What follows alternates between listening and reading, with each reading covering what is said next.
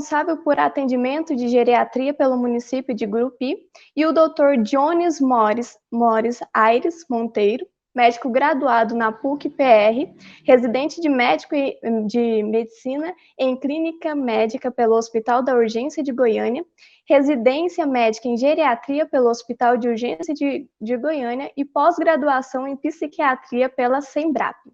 Agora, no início, vou convidar o Dr. Dionis para iniciar a oficina de Discutindo a Sexualidade na Terceira Idade. Olá, pessoal. Tá todo mundo me vendo? Dá um ok, por favor. Valquíria, tá todo mundo me vendo? Ótimo. Tá. Sim. Bom, eu queria agradecer primeiro, né, o convite por estar aqui nessa oficina, palestrar sobre esse tema, que é de grande importância, né? Agradecer a liga de vocês, o Conan e o Congresso, né? Bom, o tema de hoje seria a sexualidade na velhice, a sexualidade na terceira e na quarta idade, né? Então, é um tema de grande relevância, porque quebra tabus, né? E o principal tabu a ser quebrado seria a assexualidade na velhice, entre os idosos, né? E nas últimas décadas, o estudo da geriatria, da gerontologia, está focando no assunto da sexualidade nesses últimos anos.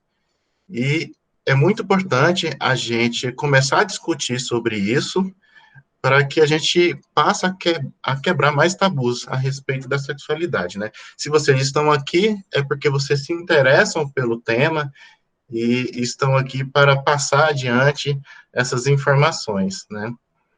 Bom, eu vou começar aqui apresentando a minha parte. Depois o Dr. Diego vai falar da parte dele, tá ok?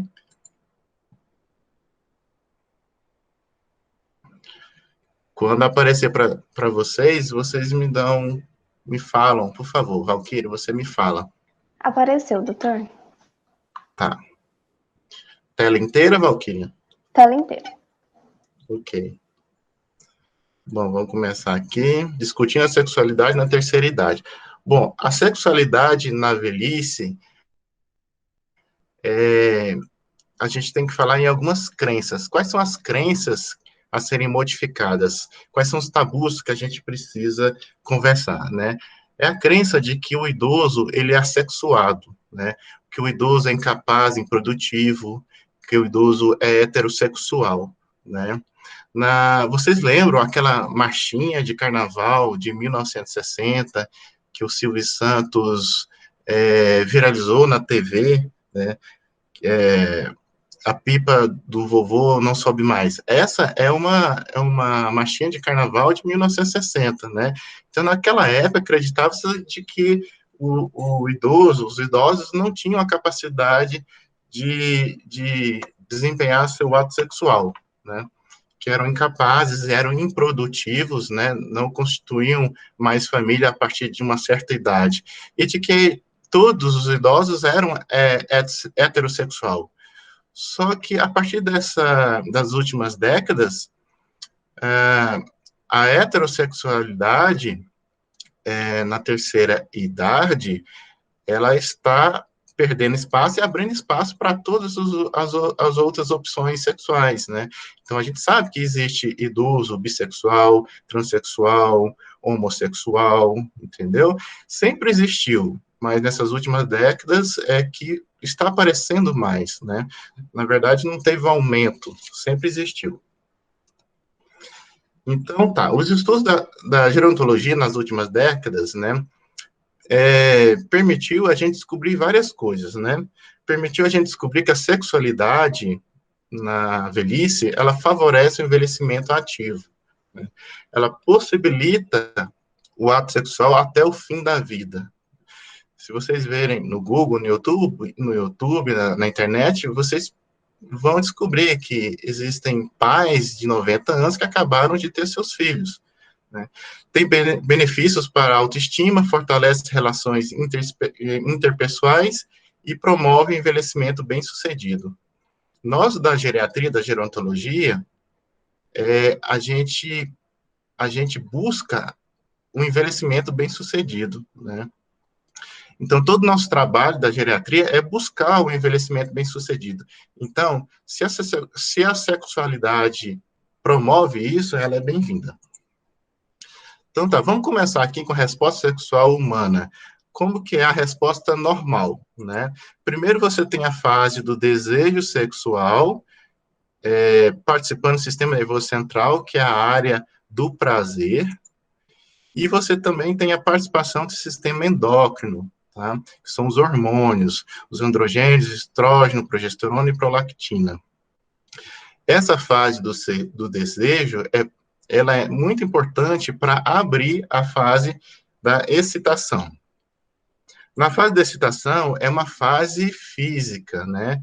Ela, principalmente na mulher, você vai ter a lubrificação feminina, e no homem você vai ter a ereção peniana, né? Esse aqui é bem resumido, tem muito mais coisa. Na mulher você pode ter alongamento da vagina também. No homem, o saco escrotal fica menor, tá? E depois tem a outra fase, que é a fase do orgasmo, que é o prazer máximo. Depois vocês vão ver, que eu vou explicar, que a fase do orgasmo, né, ela não é semelhante, não é a mesma coisa que falar que é a fase da ejaculação, tá? Orgasmo é uma coisa, ejaculação é outra coisa, tá? Vamos lá. Aí depois você tem o relaxamento, que é a involução da resposta, tá? Essa é a fase. Bom, aqui você tem as fases em gráfico, né? A diferença da masculina e da feminina. Você tem a fase do desejo, platô e orgasmo e a resolução. Vejam bem que existe uma diferença entre homem e mulher. Essa faixa mais preta é do homem. Desejo, platô, orgasmo, resolução, né? Na mulher, mais ou menos igual, você tem o orgasmo, e a diferença é que a mulher pode ter outro orgasmo, né? Ou seja, a mulher pode ter mais um orgasmo ou vários outros orgasmos aqui para frente, tá? E quais são as alterações da função sexual feminina e no envelhecimento? Eu vou colocar aqui, porque tem algumas perguntinhas que eu preciso fazer para vocês e a Valquíria vai me responder, né? Bom, o envelhecimento feminino, fisiologicamente, ele diminui os estrógenos e diminui também os androgênios. Então, com a diminuição dos estrógenos, você pode ter um humor deprimido na mulher, um menor fluxo sanguíneo nos genitais, menor sensibilidade genital e o ressecamento vaginal. Dos androgênios, você tem diminuição da libido, diminuição da sensibilidade do clítoris, diminuição das fantasias e sonhos sexuais, e menor capacidade orgástica. Aí eu tenho uma perguntinha aqui para vocês. Quem é que sabe o clítoris, ele é comparável, ele é semelhante a qual região do pênis? Valquíria, vê se alguém acerta aí. Você pode me interromper, tá bom? Eu vou perguntar de novo. O clítoris é comparável, é semelhante a qual região do pênis? Desejo. Me responderam uma aqui. Seria a Quem? glande? A glande, Leonardo glande do Pucci. pênis. Certo. Eu vou perguntar de novo. E os grandes lábios? Seria comparável, semelhante a qual região do genital masculino? Pode me interromper. Bom, a fase do desejo seria a redução do desejo sexual, diminuição dos sonhos eróticos e fantasias sexuais. E a fase da excitação, resposta sexual mais lenta, menor vasocongestão genital, menor expansão da vagina e menor lubrificação. Alguém Doutor, respondeu? responder. Quem? Sim. Rogério Gomes falou saco escrotal e a Ana Isso. Iris prepúcio. Prepúcio? É o saco É. escrotal, né? É o saco escrotal. Eu já falei dessa parte. Tá. No orgasmo, quais são as alterações? Diminuição da depuração, da duração, da intensidade e da frequência do orgasmo. Né? Redução da capacidade dos multiorgasmos, né, no caso da mulher. E na fase de resolução, você tem um aumento do tempo de retorno ao estado pré-estimulatório. Depois do orgasmo, você tem um período que a gente chama de período refratário. Nessa fase, principalmente no homem, o homem não consegue ter outro estímulo, não consegue ter outro orgasmo, né, nessa fase. E esse período pode durar alguns dias ou até semanas. Atividade sexual, bom, no homem, você tem atividade sexual e interesse sexual diminuem com a idade. E um dado interessante é que o interesse sexual é sempre o mesmo entre pessoas casadas e solteiras, né? Então, não tem diferença entre casados e solteiros em relação ao interesse sexual. E o fim da atividade sexual, no homem, geralmente tem um culpado, né? Os problemas eretivos e a falta do desejo. Essa é no homem. A diminuição da excitação sexual ela depende muito de graus de ereção, né? O grau da ereção, ela diminui, pode ser menor no coito, no sono e durante as masturbações, né? Menor frequência de ereções matinais também. Vou fazer outra pergunta aqui, tá? As ereções matinais, elas são mais frequentes no sono REM ou no sono não REM? Quem é que sabe? Pode falar, Valquíria. Vou perguntar de novo. As ereções matinais são mais frequentes no sono REM ou no sono não REM? Eu chutaria, como não REM, porque a matinal já está no início da manhã, então não é o profundo, né? Eu sou no REM, eu sou no REM. É o REM. Ah, É não. muita atividade parasimpática. E a atividade sexual diminui também coitos e nas masturbações, tá? Menor capacidade de obter e manter a ereção no homem e aumento da ocorrência da ejaculação retardada. Vocês lembram aquele gráfico que eu coloquei, a diferença entre homem e mulher, que tem as fases? Todas aquelas fases no idoso vai ser mais lentificada. Então, é por isso que você tem um aumento, você tem uma ejaculação retardada, que é diferente daquela ejaculação precoce. A precoce é mais comum em pessoas ansiosas e em jovens, e a ejaculação retardada é mais comum nos idosos, tá bom? Bom,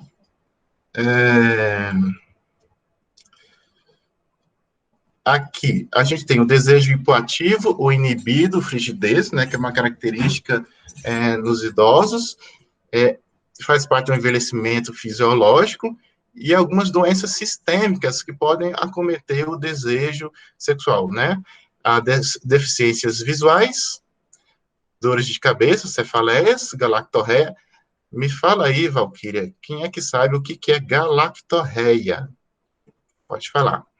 Tumores cranianos, diabetes e hipertensão. Todas essas doenças sistêmicas podem acometer o desejo sexual. Alguém sabe, Valquíria? Ainda ninguém respondeu. Tá. Espera um pouquinho, espera só um pouquinho.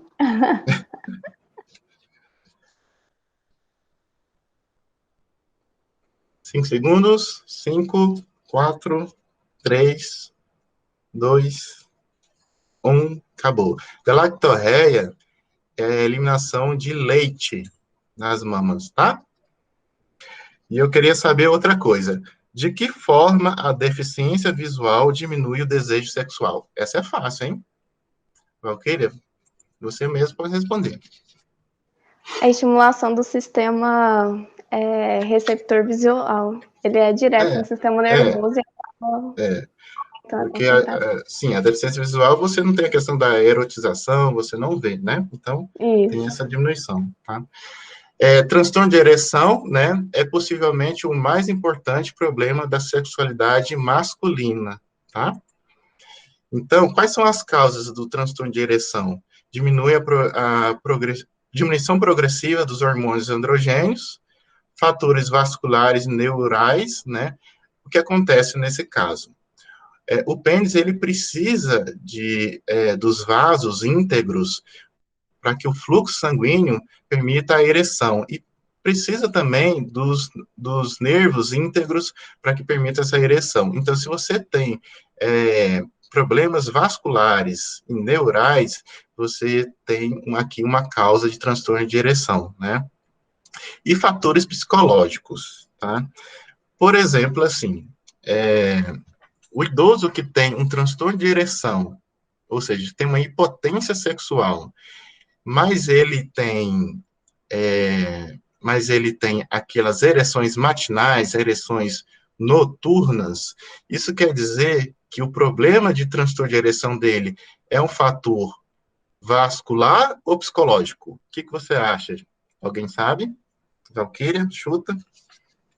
Doutor, repete novamente a pergunta, por favor. Se tem um transtorno de ereção, tem uma impotência sexual, mas durante o ato sexual, mas ele tem ereção noturna, ele tem ereção matinal.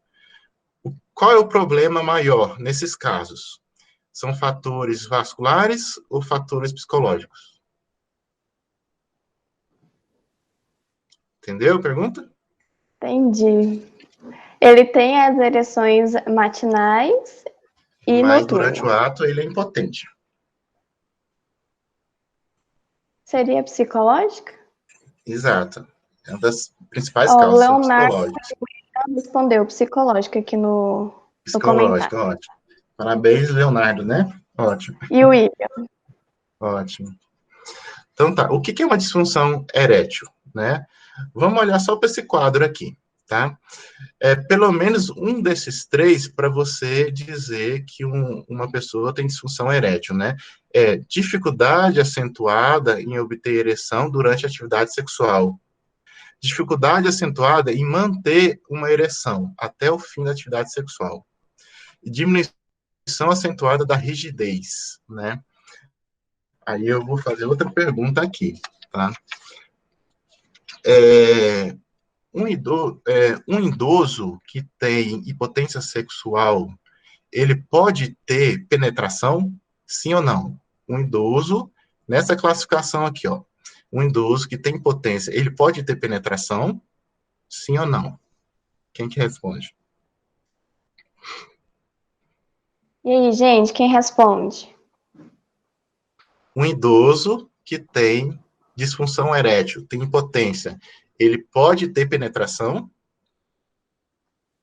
Olha, o Leonardo respondeu não. Não? Certo. Então E tá, o vamos olhar. Roger Gomes, sim. A Ana Iris falou sim. Uhum. Então tá, sim, a resposta é sim. Porque olha só, o que a gente tem aqui nesse quadrinho? Diminuição acentuada de obter ereção, tudo bem. Dificuldade acentuada em manter uma ereção. Ou seja, o que quer dizer isso? Ele consegue ter a ereção, mas não consegue manter até o fim da atividade sexual, né? Então, se ele não consegue manter, ele tem disfunção erétil, mas consegue penetração. Entendeu? Sim. Vamos lá para o Mas aí, próximo. no caso, seria em um tempo menor, né? Que ele consegue Sim, aí geralmente ele não consegue chegar ao orgasmo, né? Uhum. Disfunção erétil, a prevalência, né? Nós temos esses dados aqui de 1994 até 2006, né? De 94, em pessoas de 40 a 70 anos, nós temos aqui 52% de pessoas que têm disfunção erétil. Uhum. E acima de 70 anos, 67%. Dados aqui de 2000 em idosos, de 70 a 80 anos, 53%. É bastante, né? E em 2006, acima de 70 anos, 77%. Então, dá para perceber que você vê nessa comparação aqui de 40 a 70 e acima de 70, que a idade é um fator, né? Quanto maior a idade, maior o risco de disfunção erétil. E também tem as correlações, né? a disfunção erétil está muito correlacionada com a idade, quanto maior a idade, maior o risco de disfunção, diabetes, hipertensão e baixo nível educacional. Dispareunia na mulher idosa, né, que é outro problema da sexualidade feminina, né, que é a dor ao coito, tá? A primeira causa é a diminuição da elasticidade e a diminuição da lubrificação. Depois o doutor Diego vai falar que tem um hormônio que diminui a lubrificação na mulher, na vagina. E vamos prestar bem atenção aqui nesse quadro, né? Quais são as principais causas de dor no ato sexual na mulher? Você pode ter dor na parte superficial, aqui em cima, dor na parte média, né, no meio, e aqui embaixo, dor na penetração profunda, né? Valquíria, veja quem acerta essa pergunta. O que é vaginismo? O que é vaginismo? E aí, pessoal, quem sabe o que é vaginismo? Eu sei. O que é? Você sabe, Valquíria? Bem, vou esperar o pessoal responder. O que é vaginismo? Tá? Isso, a Anaíra respondeu. O quê? Contração involuntária da vagina. Exato, isso. Isso pode ser também um problema que causa dor na parte superficial, né? Uretrites, que são infecções, e cistites, infecções, todos esses dois aqui são infecções, né? Na parte média pode causar dor. E algumas anomalias congênitas. Aqui na parte profunda, você tem as inflamações da pelve, endometriose e várias outras causas. Tá bom? Sim. Eu não estou conseguindo ver. Aqui, a última é artrite? Doutora, eu estou no celular. É artrites e Artrite. mialgias. Ó, artrite. Ó, quem diria, né? Artrite como causa de dor na penetração profunda, né? Profunda e mialgias. Dor no corpo. E lombosacras, né? A pelve, o útero, a vagina, ela está dentro da pelve, né? Então, a dor pode ser causada por artrites e mialgias nessa região. Né? Vamos passar. Transtornos ligados ao orgasmo feminino. A principal causa são as causas psicológicas, tá? E a segunda causa é a causa conjugal, olha só. E aqui entra a terapia de casal para resolver esse problema, né? E aqui você tem um quadro das principais causas orgânicas da falta de orgasmo feminino, né? Você tem os transtornos neurológicos, aqui em cima, transtornos endócrinos e medicações, né? Eu estava vendo aqui, vamos ver, ó, deficiências vitamínicas como uma das causas, neuropatia alcoólica, que é comum, tá? Diabetes é outra aqui, diabetes tá como causa em vários outros segmentos da sexualidade. Paraplegia, né? Transtornos endócrinos, você tem problema na tireoide, que são disfunções tiroidianas, transtornos do sistema nervoso central e da hipófise, e remédios, tá certo? Remédio é muito comum mesmo, tá, gente? E entra aqui os antidepressivos, remédio para pressão, que é alfa-metildopa, psicotrópicos, narcóticos e o álcool, né? Quem que acreditava que o álcool era um causador de transtorno da sexualidade, né? Todo mundo acreditava que o álcool melhorava a sexualidade, mas não. É porque o álcool, ele causa aquela euforia, mas, na verdade, se você insistir, se você continuar bebendo, ele vai causar uma depressão, tá? Transtorno ejaculatório, você tem transtorno da ejaculação, que é o orgasmo masculino, você tem ejaculação precoce e ejaculação retardada. Eu tinha falado aqui na ejaculação precoce, que é o transtorno mais comum que acontece, é o transtorno de ansiedade, comum em jovens. E na ejaculação retardada, mais comum em idosos. Vocês entendem que a ejaculação não é a mesma coisa que orgasmo masculino, né? São coisas distintas. Ejaculação é a eliminação do esperma, e orgasmo masculino é o momento de maior prazer, né? A confusão acontece porque os dois acontecem ao mesmo tempo. Vou voltar aqui. Os dois acontecem ao mesmo tempo, mas são coisas distintas, tá? E aí você tem um período refratário. O período refratário é depois do orgasmo, do período de resolução, tá? Esse período refratário é o período que não responde a um novo estímulo sexual, né? Isso pode durar dias ou semanas, e por causa disso, é muito confundido com impotência sexual. Então, o idoso que tem uma relação sexual hoje, amanhã, provavelmente, ele estará no período refratário, ou seja, não vai conseguir ter orgasmo, não vai conseguir ter ereção. Isso é confundido com impotência sexual, né? Ou seja, ele tem que esperar um pouco para que esse período refratário passe. Comorbidades, doenças que afetam a sexualidade, né? Olha só, diabetes, de novo. Diabetes, hipertensão, coronariopatias. Coronariopatias, para quem já está na cardiologia, é uma doença dos vasos do coração, das artérias do coração, que são chamadas de coronárias, tá? Demências, depressão e neoplasias. Eu vou fazer uma pergunta difícil. Vocês sabem que existem vários tipos de demências. Demência de Alzheimer, demência vascular, demência frontotemporal.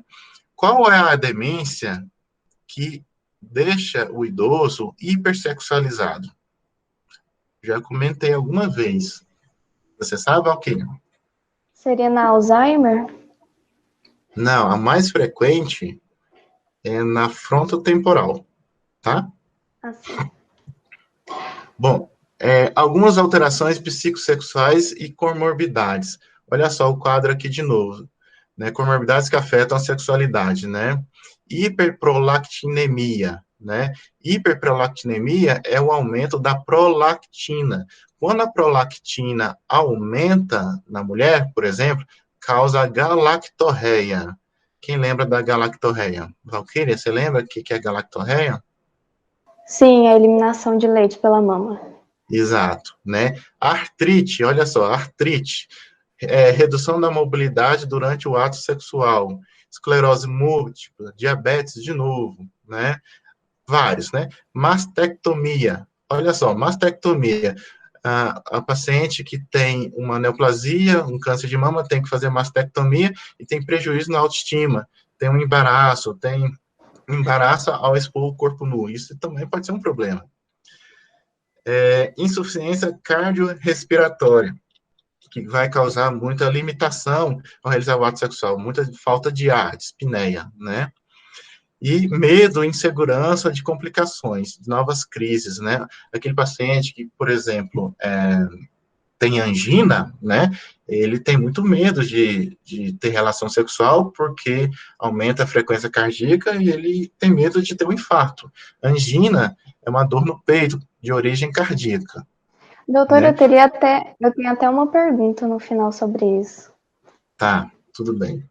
Acidente vascular cerebrais são os AVCs. Também pode causar transtorno da sexualidade.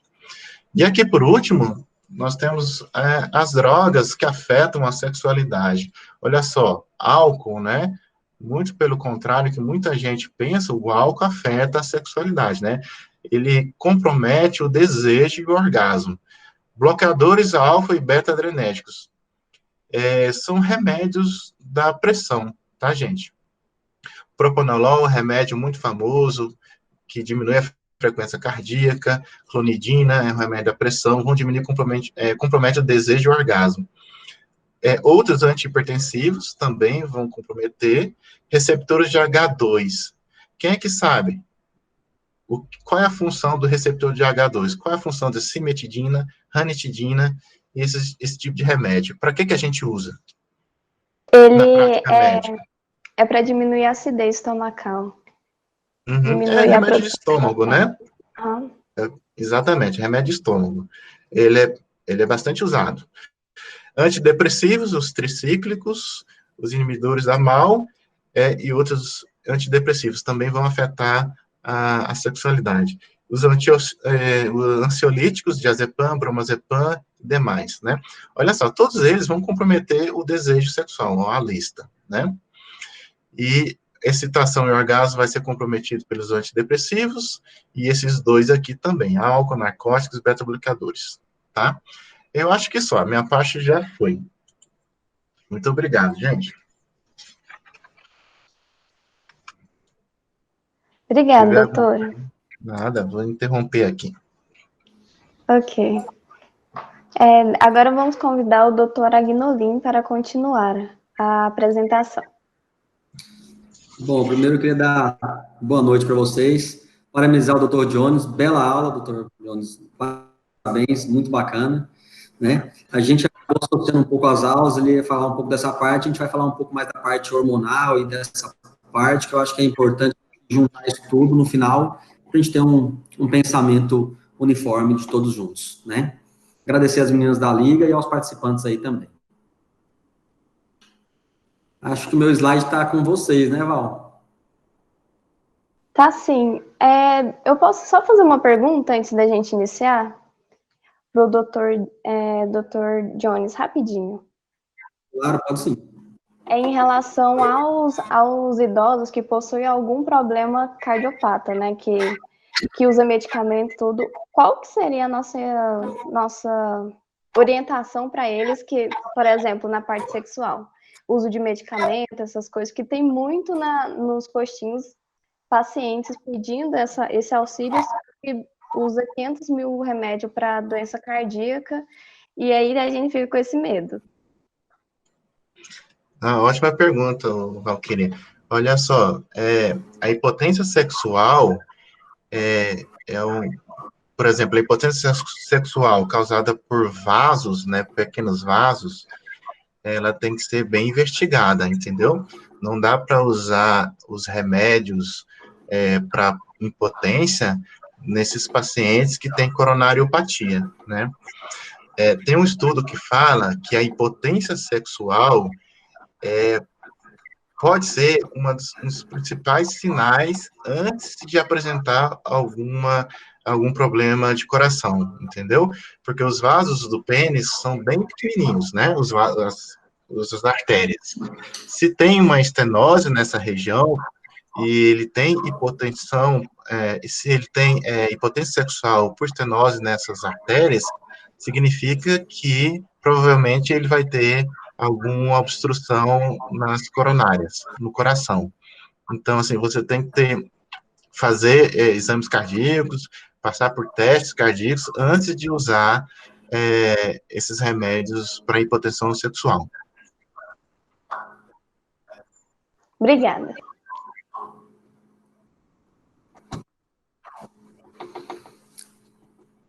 Bom, podemos começar, então. Alguém tem mais alguma pergunta para o Dr. Jones?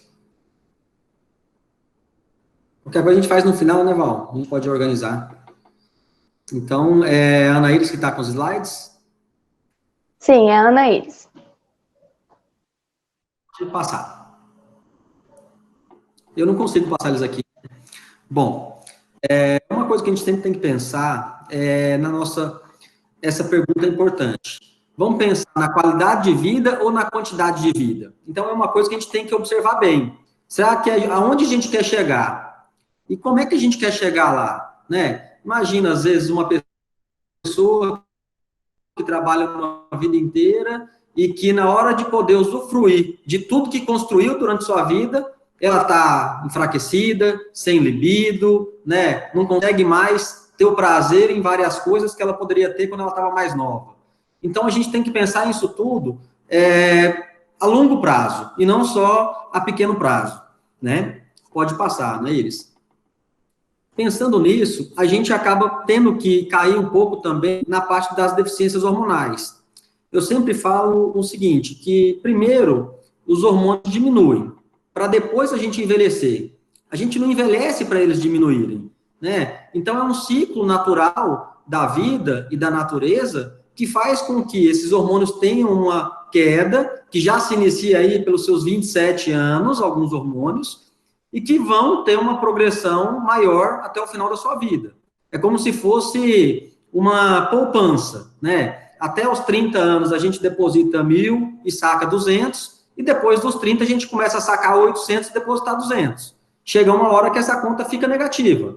Então a gente precisa ajustar essa conta para que ela possa nos dar também benefícios da nossa vida posteriormente a isso. Pode passar, né, Iris? E dentre eles, a gente começa falando com os hormônios femininos. São dois principais, os estrógenos e a progesterona, né? Então, são dois hormônios principais, que fazem efeitos bem diferentes. Talvez a gente poderia dizer que talvez até opostos. Enquanto o estrógeno deixa a mulher estimulada, uma leoa, uma, né, fogosa, a progesterona acaba deixando essa mulher um pouco mais baixa, tranquila, porque a gente precisa ter um controle, né? Por isso as mulheres têm um humor tão variável, né? Entre menstruação, durante seu ciclo, sua rotina de vida. A gente tem que lembrar que esses hormônios têm que ser sempre muito bem balanceados. Isso não é só para a questão da sexualidade, é para a questão do corpo como um todo, desde a sua osteoporose. Por quê? Porque parte dos hormônios fazem com que os osteoblastos trabalhem, parte fazem com que os osteoclastos trabalhem. Ah, e por que eu vou dar um hormônio que vai fazer a destruição da matriz óssea? Porque a gente precisa ter uma matriz óssea sempre nova e forte. Então, isso tudo tem uma relação, né? Os estrógenos, eles têm uma relação mais característica da sexualidade feminina. Eles aumentam a irrigação da pele. A mulher fica com a pele mais sedosa, mais bonita. Se a gente olhar, por exemplo, uma gestante, que o útero de uma gestante é uma bomba hormonal. Você nunca vai ver uma gestante com uma pele feia, com o cabelo quebradiço. Geralmente ela está lá toda, né, com a pele bonita, o cabelo bem forte. Então, são características hormonais. Os estrógenos também aumentam a espessura da mucosa vaginal, então isso é muito bacana. Melhora muito a libido, né? Essa questão de lubrificação ajuda muito mesmo. E aí, quando a mulher tem essa queda, é quando possibilita o ciclo menstrual. E a gente tem que lembrar que os estrógenos não servem só para esse tipo de coisa. Eles têm mais de 400 funções regulatórias no organismo da mulher. Então, não dá para a gente pensar no estrógeno só como a libido. A gente tem que pensar no estrógeno como uma parte do corpo dessa mulher que é necessário para que ela possa ter qualidade e longevidade, certo? Para que ela não envelheça com problemas e com patologias. Pode passar, né, isso? Alguns dos principais problemas dos estrógenos, a falta deles, vão causar o quê? Depressão, ansiedade, falta de libido, perca de autoestima, e isso acaba dificultando a relação com o idoso, né? Você imagina, uma mulher lá que entrou na menopausa, diminuiu os estrógenos, tá irritada,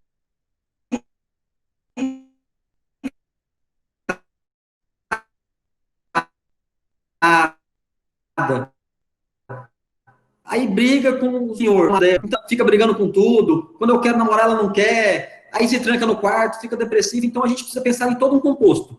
Essa pessoa tem que estar bem, tem que estar feliz, tem que ter uma boa qualidade de vida, para daí sim a gente pensar na libido, tá? Então a gente tem que ter todo um composto pensando junto como um todo. A gente não pode tratar só um estrógeno, só um progestágeno, ou só uma testosterona. Isso tudo faz parte de um conjunto hormonal que começa lá no colesterol, que é a nossa base hormonal principal, tá? Pode passar. A progesterona, ela já tem um efeito diferente dos estrógenos. Ela tem um efeito de deixar a paciente mesmo meditando, calma, tranquila. Então, quando a gente vê uma mulher bem tranquila, você pode pensar, a progesterona dela está lá em cima, né? Quando ela está na TPM, você fala assim, lascou, olha só o estrógeno. Então, a gente acaba tendo essa parte, né? E é justamente isso. Se vocês que são mais novos pensarem, vocês vão ver quando está chegando a hora de menstruar, vocês estão irritadíssimas. Imaginem se ficasse o inteiro assim, né? E é assim que a mulher na menopausa se sente. O mês inteiro TPM, né? Então, a gente precisa ter um ajuste. A progesterona, ela tem que ser sempre balanceada com o estrógeno, né? Ela acaba reduzindo o número de receptores estrogênicos para mamas e útero. acaba também diminuindo um pouco a incidência de câncer de mama quando reposto a progesterona de forma adequada junto com o estradiol, tá? Ela atua estimulando o sistema parasimpático, então isso é muito bom, né? Porque acalma, abaixa a ansiedade das mulheres, e ela tem mais funções no corpo do que os estrógenos, porque ela mexe em mais de 120 funções no corpo humano. Lembrando que a gente está falando, nesse momento, de progestágenos, de progesteronas, que são naturais, que são bioidênticas, tem várias nomenclaturas hoje, né? Há um tempo atrás, era muito falado que tem um paradigma, e o Jones começou falando de paradigmas sobre sexualidade, a pipa do vovô não sobe mais, e existe esse paradigma com que os hormônios causam câncer, que os hormônios são malignos. Quando que começou isso? Na década de 60, foi inventado um hormônio para a menopausa que chamava Premarin. Talvez o Jones até lembre dele, a turma mais nova talvez nem conheça, mas eu acho que até hoje é vendido. E para o espanto de todos nós, o Premarin, ele é extraído do xixi da égua prenha, onde tem vários fatores cancerígenos. E isso era vendido em farmácia normal, acho que até hoje né? E aí, claro, que uma coisa que vem do xixi de uma égua prenha vai causar diversas modificações no corpo humano. Por quê? Porque molecularmente ela não é compatível com o nosso corpo humano. E pequenas alterações moleculares podem levar a problemas sérios. Por exemplo, se você pegar molecularmente a progesterona e a testosterona, você vê que a mudança é mínima. Só que um faz virar mulher e um faz virar homem. Então, são mudanças pequenas, mas que têm um efeito estrondoso no nosso organismo. Então, a gente sempre tem que estar olhando o que está acontecendo, como que essa pessoa está fazendo essa reposição ou modulação, para que a gente possa, em vez de atrapalhar a vida dessa pessoa, ajudar ela a ter uma qualidade de vida melhor. No consultório, a gente acaba vendo pessoas, e famílias, e mulheres, casais, que chegam a ter 10, 12, 13, 15 anos, sem que a mulher consiga chegar a um orgasmo, fazendo simplesmente porque quer agradar o marido. Será que isso é legal? Será que se a gente conseguisse proporcionar para ela o prazer, esse casal, essa sexualidade, não ficaria mais gostosa entre esse casal? Então, a gente acaba tendo que ter sempre um custo-benefício. E eu vou mostrar para vocês ali algumas coisas nos próximos slides. Pode passar, né, Iris? Então, a progesterona é isso. A progesterona deixa a mulher tranquila, calma, enquanto o estrógeno faz o contrário. Deixa a mulher mais leoa, mais agressiva, no sentido de mais tesão, de mais também irritação quando abaixa, tá? Pode passar o próximo. Tem uma pesquisa que saiu, e essa pesquisa fala o seguinte, só para vocês terem uma ideia de uma situação, que é onde faz uma comparação de homem e mulheres. A gente sabe que o climatério pode se iniciar ali nos 38 anos até os 52, onde entra a menopausa. A menopausa hoje, ela é bem característica entre 48 e 52 anos. Essa é a principal faixa etária de menopausa. E foi feito um estudo relacionado entre problemas cardiovasculares de homens e mulheres. O que pensou nesse estudo? Em mulheres e homens até 50 anos de idade, infartava uma mulher para 20 homens. De mulheres e homens entre 50 e 60 anos, infartava uma mulher para 5 homens. E de mulheres e homens acima de 60 anos, infartava de 1 para 1. Essa pesquisa, eu fiquei de colocar aqui, acabei esquecendo, ela mostra um dado importante, que muita gente fazia uma comparação entre câncer e infarto. Então, chegou-se à conclusão, no final dessa pesquisa, que a chance dessa mulher morrer de infarto é infinitamente maior do que ela morrer de câncer, cerca de 80% maior, se ela não repor os hormônios. Então, é uma coisa que a gente tem que ficar atento, né? Então, às vezes, eu não vou repor porque eu sou contra, e tudo bem, a gente entende, existem os fitoterápicos, né, os naturais, que dá para paliar um pouco os sintomas, né? Mas temos que saber informar esses pacientes e pesquisar sobre isso, sobre esse risco. Por quê? Porque esses hormônios ajudam, como eu falei para vocês, em mais de 400 funções dentro do corpo. E dentro delas, existem também as funções cardiovasculares, né? Como você mesmo perguntou para o Dr. Jones, Alqueira, a questão da testosterona em infarto, e quando a gente chegar lá na frente, eu vou falar um pouco da testosterona, e vocês vão ver que A perca da libido é um dos últimos sinais da deficiência de testosterona. É um dos últimos sinais. E o primeiro sinal, o órgão do corpo humano que mais tem receptor de testosterona, adivinha qual é? O coração. Então é lá que precisa para bombear, para fortalecer. Então a gente tem que ter um cuidado em pensar também lá na frente. Pode passar? Pode passar? Eu sempre falo assim, a reestruturação dos níveis fisiológicos hormonais femininos é muito importante, tá? E a gente tem duas coisas que a gente tem que separar. Uma coisa é reposição hormonal. A gente vai repor um hormônio, se de acordo com o paciente, com a sua clínica e os seus laboratórios, para a idade dela. Isso é reposição. Eu tenho uma senhora de 60 anos, eu vou repor um hormônio para 60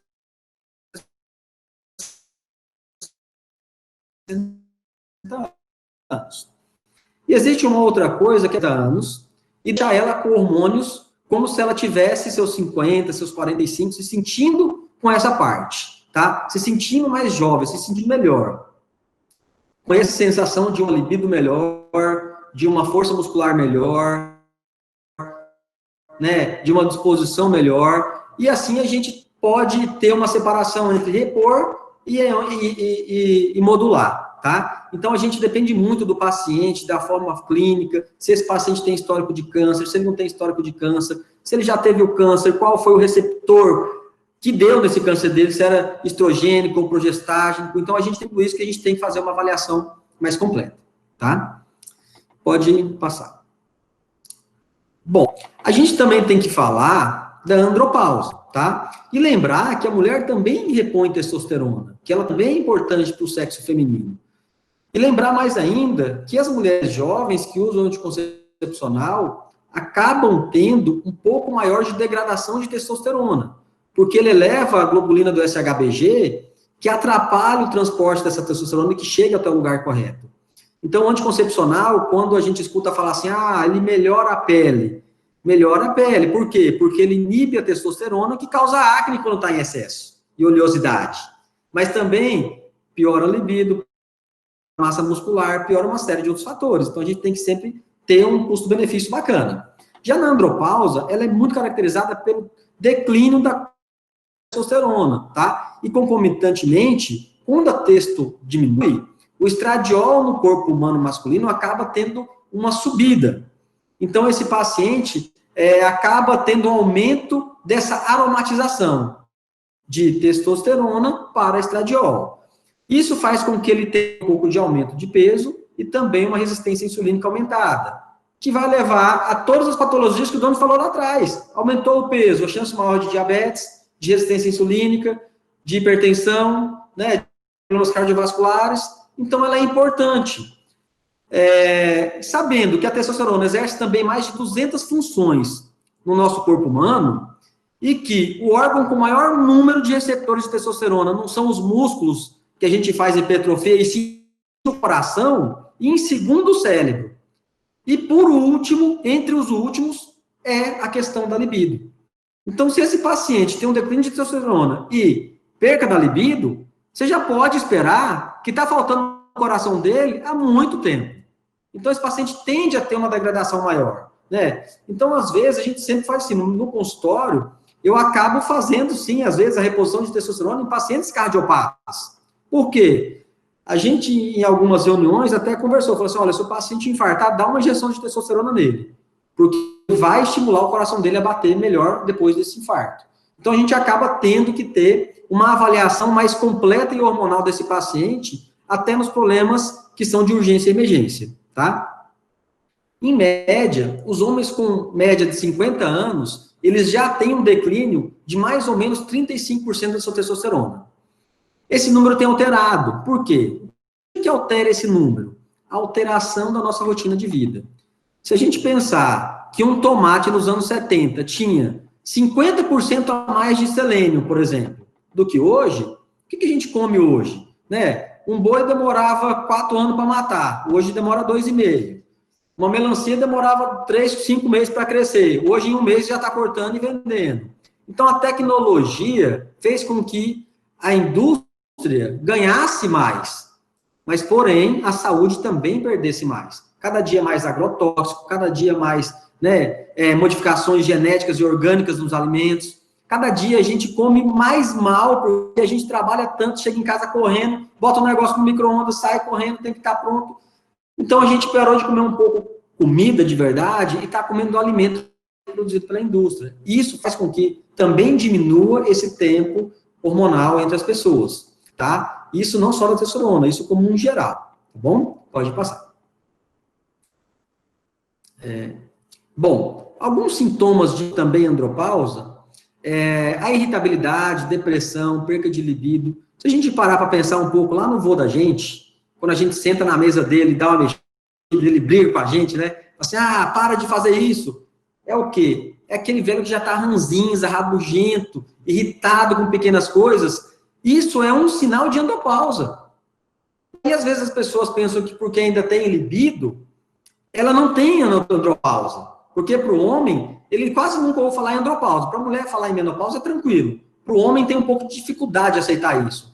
É muito mais fácil para ele ir lá e tentar um estimulante como Viagra, Cialis, Tadalafil, do que tentar fazer uma coisa mais fisiológica e mais protetora. Porque a testo não é só tesão, a testo também é cardioprotetora, também tem outras funções importantes. Então a gente tem que pensar nisso tudo. Então isso tudo acaba também, imagina, uma mulher com andropausa, um homem com andropausa, uma mulher com menopausa. Sai faísca dentro de uma casa, né? Os dois irritados, os dois com alterações de sono, com, às vezes, tristeza, perca da libido. Então, é uma coisa que acaba atrapalhando um pouco esse comportamento social entre os casais. E isso atrapalha nessa sexualidade na terceira idade. Então, a gente tem que fazer todo um composto, né? E eu sempre brinco com meus pacientes e falo assim, olha, se a gente repor nenhum, tem que repor no outro, porque senão vai dar separação. Porque, às vezes, um vai ficar morrendo de vontade, por exemplo, e o outro vai ter a mínima vontade. Então, vai acabar estimulando com que procure um parceiro fora, em que ou haja uma promiscuidade. Então, a gente tem que ter um pouco de cuidado também nisso, e sempre conversar com a família sobre isso. Como também tem pacientes que não querem mais ter relação com a mulher, não querem, e não repõem a testosterona com medo de ter ereção. Eu tenho pacientes dessa forma também, pra vocês terem noção. Então, assim, também é complicado, né? Então, a gente tem que ter sempre, mostrar que isso não é o único benefício dela. O benefício dela é muito mais amplo do que isso, certo?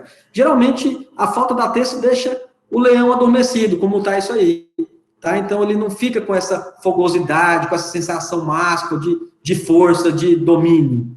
E o homem tem que ser o dominante, né? Porque um casamento tem que ter isso, né? O homem, eu sempre brinco assim, o homem tem que ser o homem da casa. Isso não é a questão de o homem tem que mandar, não. Mas ele tem que ter decisões que são cabíveis ao sexo masculino, né? Para que haja uma parceria entre esse casal e que eles fiquem bem. Pode passar. Ocorre o esgotamento energético, então essa questão de não querer fazer mais nada, ficar em casa, ficar quieto, e aí, consequentemente, a perca da libido, a perca de querer viver mais, de querer fazer uma atividade física, uma caminhada, uma academia, né? Uma coisa que é importante lembrar da testosterona é que a gente até brinca assim, olha, se a gente for encaminhar um idoso para uma atividade isométrica de carga muscular, temos que avaliar a testosterona, para ele não gastar o que ele não tem, para não ficar em débito. Então, tem que avaliar e, se necessário, repor essa testosterona para que ele possa iniciar uma atividade física de carga isométrica, de musculação, por exemplo. Porque isso vai ajudá-lo muito, não só na musculatura, mas em todo o restante do organismo. Pode passar. Bom, e quais são as funções da testosterona? Ela tem uma função que preserva o sistema cardiovascular, tá? Melhora a memória, a cognição, porque ela aumenta a irritação sanguínea, né, no nosso cérebro, e ela previne a secreção da proteína beta-amiloide para o Alzheimer. Então, você vê que ela é muito mais ampla do que só tesão, né, do que só sexo, só sexualidade. Além de diminuir o colesterol por uma questão de feedback. O colesterol ele tende a fazer um aumento, na maioria dos casos, porque deficiente algum hormônio abaixo da cadeia hormonal do colesterol, que é o hormônio principal. Então, a gente tem muito uma relação de colesterol e gordura. E nem sempre é isso. O colesterol é hormônio. Triglicerídeos é gordura. Tá? HDL é um hormônio bom. O LDL é um hormônio oxidante. Então, a gente tem que cuidar um pouco disso. Como vem tudo no mesmo exame, a gente acha que tudo, né, tudo ali é gordura, e a gente tem que ter um pouco de cuidado nisso. Então, se esse colesterol está muito elevado, pense em causas hormonais. Não é só dar as atorvastatinas, as simvastatinas, e tentar paliar, ou talvez tampar um sol com a peneira. A gente tem que saber por que esse colesterol está aumentando. Tenho certeza que vocês mesmos já viram pacientes ou amigos que são magros e têm um colesterol alto. Uai, peraí, o cara não come gordura, é magro, por que o colesterol dele está alto? Vamos dar simvastatina. Não, peraí, vamos olhar, né? Bom, diminui a incidência de obesidade e, consequentemente, diminui a obesidade, a gente diminui o hormônio de insulina secretário e diminui a diabetes tipo 2, né? Então, aumenta a massa muscular. Onde a gente tem músculo, a gente não tem gordura, então, se a gente aumenta a musculatura, a gente perde gordura. Ela é uma dos principais responsáveis pelo hormônio masculino sexual, tá? Lembrando que a gente falou lá atrás da prolactina, ela é um bloqueador disso. Então, a hiperprolactinemia, a gente tem que pensar nas causas, tá? Uma das principais causas em jovens é o uso da maconha. Então, a maconha faz com que a prolactina aumente. E uma outra causa seria um tumor de hipófise. Então, tem que pedir um raio-x ali de célula túrcica para que a gente possa excluir qualquer outra causa para a gente poder tratar essa hiperprolactinemia, que, se o cara tiver uma testosterona de 900, a hiperprolactinemia, provavelmente ele não terá uma libido, tá? Ela reduz um pouco a ansiedade, né? Então, ela tem N funções importantes, que não só, tá? Pode passar a próxima. O homem com testosterona, ele se sente mais ou menos assim. Ele pode até estar um pouco fora de forma, mas ele se sente bem, forte, atraente. E isso é bom para a sexualidade do idoso, porque eles tendem a ficar um pouco mais vergonhosos. Ah, não, isso não é coisa para gente, isso é coisa de jovem. Porque existe ainda uma mentalidade que o idoso tem que ficar doente e morrer. Que o idoso não pode fazer musculação, que o idoso não pode fazer wakeboard, que o idoso não pode namorar com a esposa, que ele não pode, né? Então, a gente tem que quebrar um pouco esse paradigma, como o Dr. Jones disse no começo, e essa história de que a pipa do vovô não sobe mais, acabou. Isso caiu por terra. Isso era no ano de 1960, 50, 70. Agora, a gente tem N coisas que a gente pode ajustar, né? E a ciência tem evoluído muito, cada dia mais com relação a isso tudo, tá? Então, a questão da testosterona é fazer com que a pessoa se sinta bem, mesmo que ela não esteja visualmente perfeita, mas ela vai se ver como se estivesse muito melhor, tá? Pode passar. Eu tenho um ditado, uma história, que eu sempre gosto de falar com os alunos, tá? Eu vou contar ela aqui para vocês. Em um povoado antigo, existia um senhor, tá? E ele não errava de jeito nenhum. Toda a fama dele se espalhou por todo lugar. Um dia, um garoto que se achava muito esperto resolveu que ia lá nesse senhor, para que ele pudesse enganar o sábio e fazer com que ele ficasse reconhecido, né? Então, o que ele ia fazer? Ele ia levar um passarinho, ia colocar um passarinho em suas mãos e arquitetou uma peça. Seguraria com as duas mãos o passarinho atrás do corpo e perguntaria para o sábio se o passarinho estava morto ou vivo. Se o sábio falasse que esse passarinho estava vivo, ele matava. Se falasse que esse passarinho estava morto, ele deixava vivo, tá? Então, ele chegou lá no velho e perguntou, o senhor das adivinhações, você que tem o dom de saber tudo, de não errar nunca? E o velho falou assim, sou eu. E ele perguntou, eu estou segurando um passarinho e eu queria que o senhor falasse, esse passarinho, ele está vivo ou está morto? E esse velho olhou, pensou, e aí falou para o garoto, olha, garoto, essa resposta está em suas mãos. O que eu quero dizer com isso? Que a gente tem uma decisão muito importante como profissionais da saúde em geral. Que a gente tem uma profissão que pode ajudar muitas pessoas, em especial na geriatria. Porque muitos idosos têm muitas causas que são ligadas a diversos fatores. E, às vezes, existe um caminho muito mais fácil que, como, por exemplo, do colesterol, de dar uma simvastatina, do que pesquisar toda uma cadeia hormonal e melhorar uma qualidade de vida desse idoso e, possivelmente, uma longevidade maior para ele. Então, a gente tem que ter muito cuidado com relação a isso. Toda decisão que a gente toma, a gente tem que pensar muito bem se aquela decisão está sendo a melhor decisão. né? Sempre por quê? Porque está nas nossas mãos, se a gente vai fazer o bem ou o mal. Então, a gente tem que ter esse cuidado, tá? Com relação a essas reposições e tratamentos hormonais, hoje já existe várias formas de repor hormônios. A gente sabe que os idosos geralmente tomam já muitos remédios. Então, uma das formas que eu tenho usado muito hoje em dia para pacientes que têm uma condição financeira legal são os implantes hormonais, né? Hoje a gente coloca os implantes tanto de progesterona, de estradiol, de cortisol, que é o hormônio do estresse, até metformina a gente consegue colocar dentro do implante, para que esse paciente não tenha que ficar tomando uma injeção, ou passando um gel transdérmico todo dia, ou tomando alguma cápsula. Então, a gente faz o quê? A gente ajusta esses hormônios para esse paciente que dura entre 6, 8 meses, 1 ano. E ele não tem que se preocupar em ter que tomar mais um remédio todos os dias. Isso tem feito uma adesão terapêutica muito boa nos pacientes que eu tenho feito isso.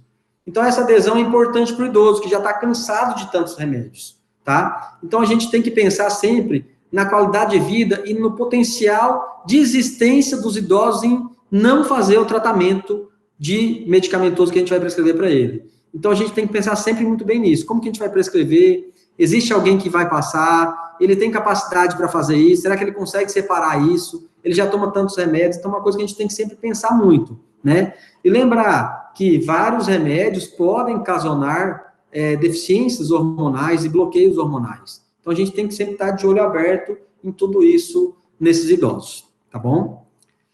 Eu acho que foi só, né, Valquíria? Acho que é o último. Aqui é a bibliografia. Se alguém tiver alguma pergunta. Alguém tem alguma pergunta, doutor? Eu tenho. E falar nisso. Aí, enquanto eu espero os participantes, se alguém tiver alguma dúvida, escrever, eu tenho uma dúvida em relação à reposição hormonal.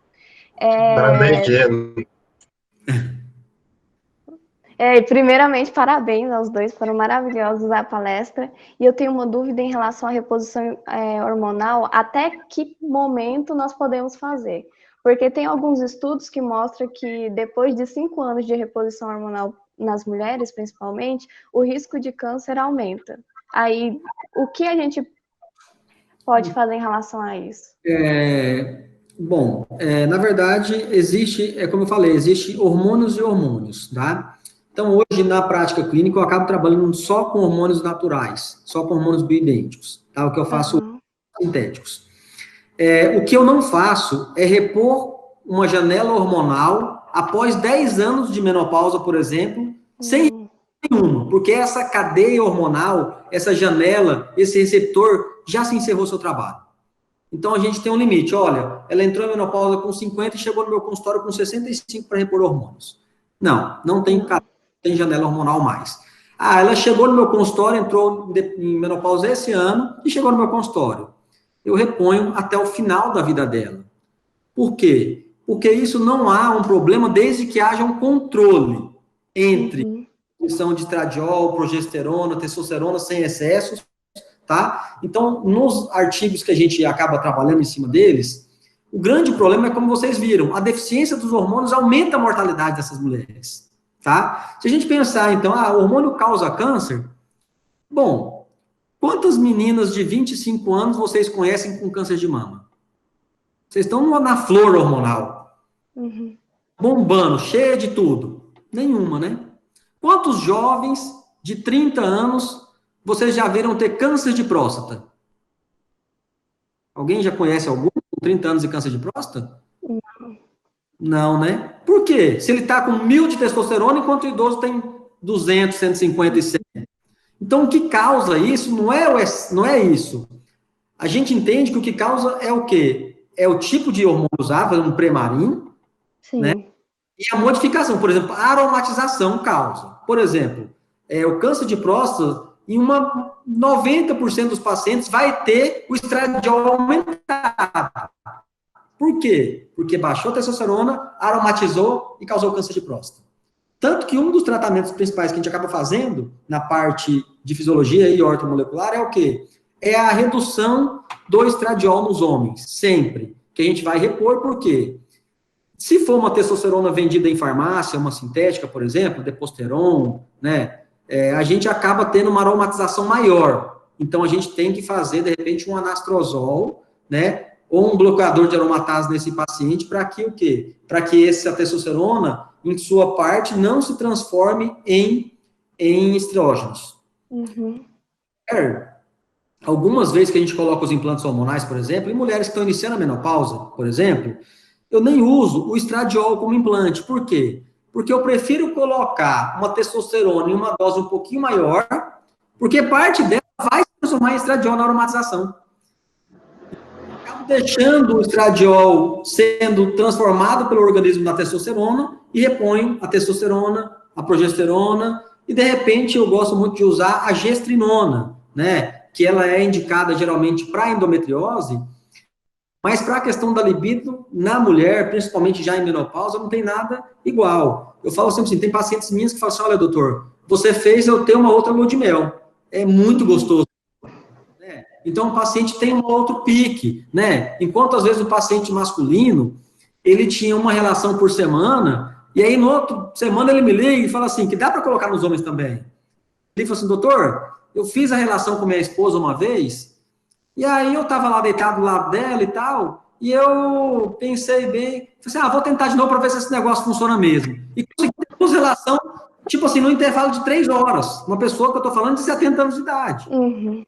Então, você imagina a satisfação de um paciente desse, né? Uma pessoa que às vezes trabalhou a vida inteira e que na hora de usufruir de tudo que juntou, ganhou financeiramente, emocionalmente, de conhecimento, ele não pode porque não tem mais pique para isso. Então, a gente acaba levando muito em consideração isso. Então, não vejo um limite disso, tá? Até mesmo em mulheres que já tiveram câncer de mama, por exemplo, a gente faz a reposição hormonal. Claro, que a gente vai ver qual foi o receptor do câncer dela. Se foi de estrógeno, a gente vai colocar progesterona que vai proteger essa mulher de fazer o quê? Receptor de estrógeno. E aí a gente tem um cuidado na testosterona, porque parte da testo vira estrógeno. Então, a gente já faz uma bloqueação de aromatase antes para não deixar com que isso aconteça, tá? Mas existe também os naturais. Existe paciente que fala assim, eu não quero, eu tenho medo de câncer. Tudo bem. Só que não chega perto do resultado hormonal quando a gente usa os fitoterápicos, os naturais. Então, a reposição acaba tendo um efeito muito superior. Espero que tenha respondido a pergunta. Entendi. Respondeu sim, doutor. E eu tenho uma pergunta para o doutor Jones, em relação, por exemplo, deixa eu voltar aqui no doutor Jones. Quando um idoso chega no consultório e fala que quer voltar novamente ativo sexual, tudo, quais seriam as orientações em relação aos cuidados que eles deveriam tomar? Por exemplo, eu estava lendo um estudo falando sobre doenças sexualmente transmissíveis, que ele aumentou bastante nesse último período por causa do aumento das relações sexuais entre idosos e a diminuição, por exemplo, do preservativo, desses cuidados por acharem que não pode mais engravidar ou ter filhos e acabam tendo doenças. Aí, em relação a isso, quais são os cuidados que a gente tem que falar para o idoso? Assim, é mais um tabu a gente achar de que o idoso, ele é monogâmico, ele tem relação sexual só com uma pessoa, né? Ele pode ter, sim, várias relações com outras pessoas, né? Os cuidados são os mesmos cuidados que a gente tem em pessoas jovens, né? O uso de camisinha, principalmente, ou com algum outro tipo de barreira, né? Para que não tenha a transmissão do HIV, ou do sífilis, hepatite, né? Vocês lembram, na época do Cazuza, ele morreu em decorrência do HIV, né? Naquela época, a época que estava se descobrindo sobre o HIV. E aqueles idosos, né, que pegaram a doença, né, aqueles que sobreviveram e conseguiram o tratamento, hoje estão vivos. Hoje são os idosos de 60, de 70, de 80 anos. Essas pessoas, elas estão com essa idade e estão convivendo e tratando, né? E tem que ter o mesmo cuidado que pessoas jovens, uso de camisinha, barreiras e tudo mais, tá? Eu vou fazer uma pergunta aqui. A infecção por HIV na terceira idade está aumentando, está diminuindo ou está estabilizada? Quem é que sabe? Eu Doutora, acredito que está aumentando. que está aumentando, eu também penso. Está aumentando, tá aumentando, né? Será que é reflexo dessa época do Cazuza, em que não tinha tratamento, não tinha conhecimento? Não, está aumentando porque está aumentando, não está tendo cuidado. É uma pandemia, tá bom? Mais alguma coisa? Obrigada, doutor. E eles acabam tirando um pouco a libido, né? Quando usa o preservativo, né? Até o jovem às vezes perde um pouco a libido, o idoso, então, ele acaba tendo uma perca também de libido, né, doutor Jones? Exato. Então, ele acaba, às vezes, no preservativo, porque ele não consegue chegar ao final. Ele começa, mas não termina, né? E, na verdade, ele quer o final, né? Tira a barreira para tentar mais aquela excitação, né? É A verdade. sensibilidade. Muito obrigada, doutor. Respondeu sim. E é muito interessante conversar sobre isso, porque, por exemplo, quando eu entrei na faculdade, eu não imaginava, assim, desculpa ser tão leiga assim, mas eu não imaginava que idosos, depois de 70 anos, aí eu já atendi um com 85, continua com a sua vida sexual. Então, é necessário quebrar essa barreira, esse tabu, porque vivemos em um período em que é possível sim, as pessoas estão vivendo mais, então isso é normal, não é nenhuma coisa estranha e errada.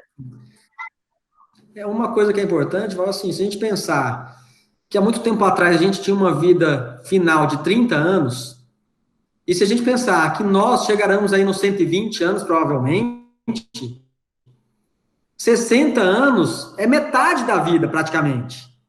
Você entendeu? Então, a gente tem que pensar nisso lá na frente. Então, se eu for repor só 5 anos, vou passar 45% da minha vida sem hormônios. Não vai chegar, né? Então, isso é importante a gente pensar, porque a vida está aumentando o tempo. E a gente até se estuda já, né? Fala assim, ó, poxa, daqui a pouco vai ter que, já tenha uma, que é a Universidade da Terceira Idade, que é justamente isso. As pessoas trabalham como médico, por exemplo, a vida inteira, e falam assim, não, estou cansado, eu quero fazer outra coisa. Aí faz uma nova faculdade para começar um novo ciclo de vida. Né? Eu sempre brinco assim, eu falo assim, 60, 65 é a juventude da velhice, né? Então, ele está na juventude da velhice, é uma outra coisa, né? Agora, você imagina, se pudesse ter 70 anos com a capacidade cognitiva, com a força muscular e com a libido de 35. Como seria o desenvolvimento dessa pessoa, entendeu? Seria um super gênio, porque tem toda uma capacidade, um conhecimento adquirido dessa vida inteira. Então, a gente tem que fazer com que eles tenham também uma sensação de liberdade, de bem-estar, para que eles possam também envelhecer com saúde, né? Eu tenho um vozinho de 90 anos que faz wakeboard, coisa mais massa. Aí um dia ele chegou chorando no meu consultório porque bloquearam ele na academia, não queriam deixar ele malhar, porque estavam com medo. Eu falei assim, não, eu vou te dar um laudo para você malhar lá. E ele foi. Mas você vê assim, porque há esse paradigma, o idoso tem que ficar quieto em casa. Idoso não pode correr, idoso não pode namorar, idoso tem que usar muleta, bengala, cama, remédio. E não é isso, o idoso tem que ser igual a gente, né? A gente tem que quebrar os paradigmas. Idosos também são jovens. E o interessante também, que nem o Dr. Jones falou sobre a junção, né? É a parte psicológica, é a parte do metabolismo, e aí entra a parte importante lá na medicina da família também, que junta a ação do médico, a ação do fisioterapeuta, a ação do psicólogo, que em vários casos podem ajudar o idoso que está com alguma dificuldade nessa parte e que quer voltar ativo, né? Então isso é muito interessante de saber. E só lembrando que o problema da sexualidade na terceira idade, na quarta idade, não é só problema de potência sexual ou diminuição de desejo, né? O buraco é mais embaixo. Muita coisa deve ser pesquisada, apesar da gente achar sempre que tem a impotência ou desejo sexual como causas disso, entendeu? Toda aquela lista que eu falei, né? Por exemplo, será que artrite? Será que é uma artrite que está prejudicando a sexualidade desse idoso?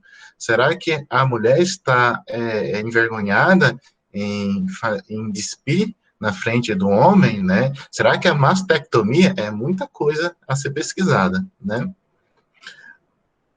É isso.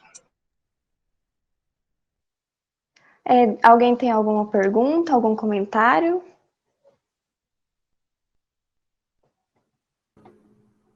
Deixa eu ver aqui. Então, doutores, eu quero agradecer novamente por terem aceito o convite de estar aqui hoje. Foi maravilhoso, eu acho O muito... Jones, eu acho que saiu. Não entendi. Saiu sem querer. Acho que o Johnny saiu sem querer. Eita! Mas eu acho que ele saiu mesmo sem querer.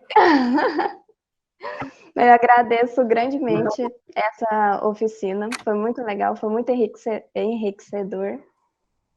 Deixa eu ver aqui, eu aviso para ele. Saiu mesmo sem querer. Aí voltou. Ué, doutor. Tá ótimo. A gente já estava com saudade. Né? Então, eu agradeço grandemente a oportunidade de vocês estarem aqui com a gente. Essa foi a terceira oficina nesse evento.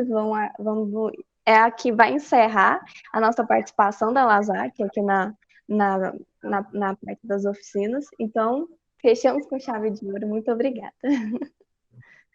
Tá ótimo. Johnny, seu microfone está desligado.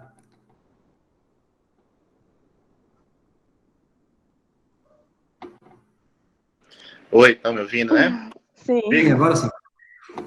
Muito obrigado. Foi uma aula bem interessante, como eu falei, né? A gente tem que quebrar os tabus e essa aula tem que ser dissipada para todo mundo, né? Para que a gente comece a discutir sobre qualidade na velhice. Tá? É isso aí. Parabéns por todos vocês aí. Eu queria pegar a oportunidade também para divulgar o canal do Dr. Jones no Instagram, que fala sobre a geriatria, e é um canal muito bom, tem várias informações sobre assuntos diversos voltados à geriatria, então quem quiser, passa lá, que é muito bom. Vou seguir. Muito obrigada, gente. Nada.